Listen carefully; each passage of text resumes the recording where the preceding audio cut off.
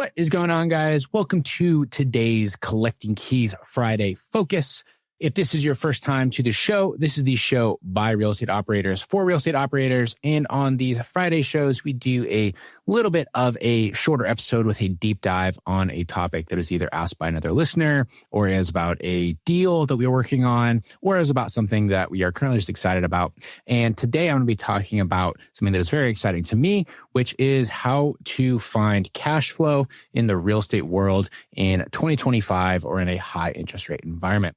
If you aren't familiar with who I am, my name is Mike DeHaan, and my kind of origin story is I started as a corporate engineer. I quit that job, bummed around, worked in a gym, drove for Uber for a little bit, got into real estate back in 2018. And I have now done over 500 off-market transactions through wholesales, flips, buying rentals, and all that sort of stuff. And I run a decent little off-market team and have been a real estate entrepreneur for, coming up on 7 years now. Damn, it's been actually a long time. So a good portion of my adult life. And so today, the topic is going to be cash flow. And this is always a important one because most people, when they start in real estate, they do so with the goal being to get enough cash flow from a rental portfolio to be able to replace a W-2 job so that they can live a life of financial freedom. And whether that means go to the beach and just hang out, whether that means spend more time with their kids, whether that means just not have to go into an office. Everyone's sort of views of that are different. But the cash flow and financial freedom piece is typically one of the original things that people tend to pursue when they get into real estate. Years ago when I started, prices were lower and interest rates were lower, and it was much easier to find cash flow.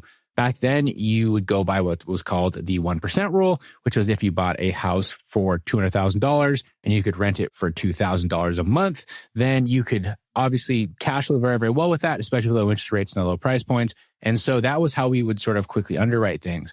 Now, what's the reality for most places is that same $200,000 property back then, they rented for $2,000, will now cost $400,000 to buy, and the rent might be like $2,200.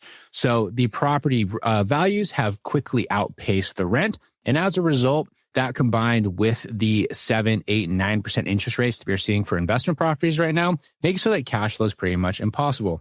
And so cue my current cash flow strategy, which is what I am currently heavily pursuing with my spare cash and my real estate investment this year. And that is hard money lending. Right? So hard money lending, if you flip properties, you probably have gotten money from a hard money lender before. And that is basically short-term financing for real estate, usually fixer-uppers or like real estate investors, right? This can come in the form of either buying turnkey properties that you need like a quick close sort of situation, or by doing a full fix and flip loan where you are giving money, the funds and everything else. And so I'm designating hard money lending versus the term private lending, even though they are kind of the same, mostly because hard money lending typically comes with the connotation that you're going to be able to lend it out for a little bit of a higher rate.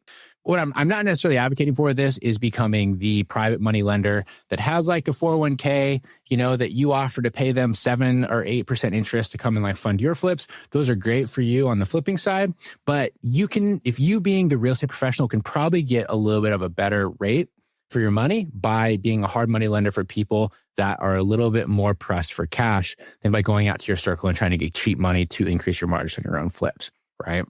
And so the reason I'm really into hard money right now is because there are so many different ways you can approach this game.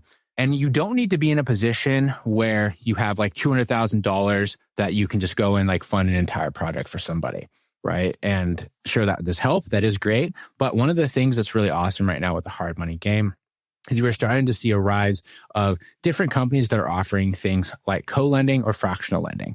And so full disclosure, my company does offer this. It's called SLA Capital. We do work with co-lenders a lot. But basically what that means is you can buy fractional short-term notes that you can put your money into for a 4 to 8 month time frame, and you can get 11 to 12% interest APR on that money. And so what that means, let's say that you have $50,000 that's kind of like sitting in an account. You have accumulated that from your wholesaling business, and you want to put it into something, but you don't know what. You're looking for duplexes, you're looking for properties, and you can't really find somebody that hits the cash flow that you want. Instead, what you can do, you can buy $50,000 worth of a note, and you will get 12% of that money back, basically annualized over a monthly basis. So that means that for that $50,000 you put in, you will get $500 a month, just absolute passive cash flow. You will be able to collect for as long as the note is active, right? And in order to get $500 a month of the standard rental property right now, that has to be a pretty dang good deal. You're not seeing a lot of that.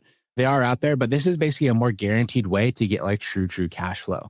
The downside of doing the hard money lending like this is you're missing out on the tax benefits of real estate and the appreciation that comes from owning rental properties, right? But if you're looking at kind of like the big picture of real estate right now and rental properties, we're seeing an increase in the cost of labor. Who knows how much appreciation we're going to get? You're still going to get the tax benefits for sure, but you have a lot of upkeep that is going to sort of chip away at extra cash flow you get. All of a sudden, if true cash flow is your goal, true passive cash flow through real estate, hard money lending starts to look very, very attractive. And so how this fits into your business kind of just depends on your flavor, right? And what exactly you're trying to do. If you are somebody that has a generally high income, you have a successful wholesaling business, successful flipping business, you're a successful agent, even if you're like a doctor, right? Or you do something else where you already make a lot of money, it doesn't necessarily make sense for you to be going and trying to buy these actual properties that you are going to be holding on to for a long period of time, taking out expensive debt, having to deal with fixing toilets and all that other sort of stuff if your goal is passive cash flow. If your goal is that you want to hold assets and you want to have the debt pay and everything else, sure, go do that. But most people, if they want to have actual cash money return in their pocket, then and you are sitting in a position where you're accumulating a lot of cash, then this debt-based strategy is perfect for you, right? And so in order to set this up, it's relatively simple. All you really need is a borrower. You need an attorney to go and help structure your notes and your paperwork and everything else. Every title company will have an attorney that can refer you to that can help piece all this together. And then you need to have the basic knowledge to be able to underwrite the deal and just make sure that you agree with what this borrower is trying to do. After that, it's all pretty simple. You don't need to have like a fancy note servicing company. You don't need to have like any sort of fancy loan software or anything else. When I first started doing hard money lending, literally the people just sent me a check every single month. I was getting 12% interest on it. My money was staying active. And then every quarter, I would reach out to them, just ask for a little update to see how things were going. It worked out like clockwork. My first hard money loan I lent out $150,000. Now I'm making $1,500 a month every single month right to my bank account, right? So it was some of the easiest cash flow I was getting versus trying to squeeze that out of another rental property. And that's really all you need. And then if you are looking to scale this, you can start to get into some more of the sophisticated technology and things like that are out there. But if you are somebody that's just trying to keep some active cash working, then you don't really need to make anything overly complicated. If you're uncomfortable with kind of the underwriting and everything else, then what I recommend is you start by trying to do loans on some of the deals that you are wholesaling. So these will be deals that you've already seen the full picture, hopefully. You've talked to the seller, you know the situation. And then if you're able to provide funding for your own wholesale deals, some of the power of that is that you are not going to have to deal with the risk of them not being able to close because of funding or lender situations. And instead, you can give them a guaranteed close. And as long as you believe in the deal and you're not ripping off your buyer, then it's about as secure of a deal as you can get because you've already spent so much time looking at it. And hopefully you got that original contract at a price that you would have been willing to buy it at anyway, right? And so what you do if you don't have enough money to kind of get started with this? Well, if you have friends, what you can do is you can bring in multiple people to do loans at the same time. So like, let's say that you've been looking for private investors, but you can't really find ones that have enough money to fund an entire deal. But you got one friend that has 30,000, one friend that has 50,000, and you have 100,000 yourself. Together, you have 180,000. You guys can pool all that money together and you can go and you can co-loan on a deal. So you take your 180,000, you go and you fund a deal and you guys all collect your 12% interest or whatever you're charging for the loan. And you're able to collect that and just split it appropriately based on how much of the debt each person owns. And so for me personally, I have been running a successful real estate business for a while. I have accumulated a lot of cash and I'm going all in on lending this year. Like I'm actually in the process of liquidating a very large portion of my portfolio strictly so that I can go and put it into more loans because the passive cash that comes in ultimately has been my goal with real estate for like a while.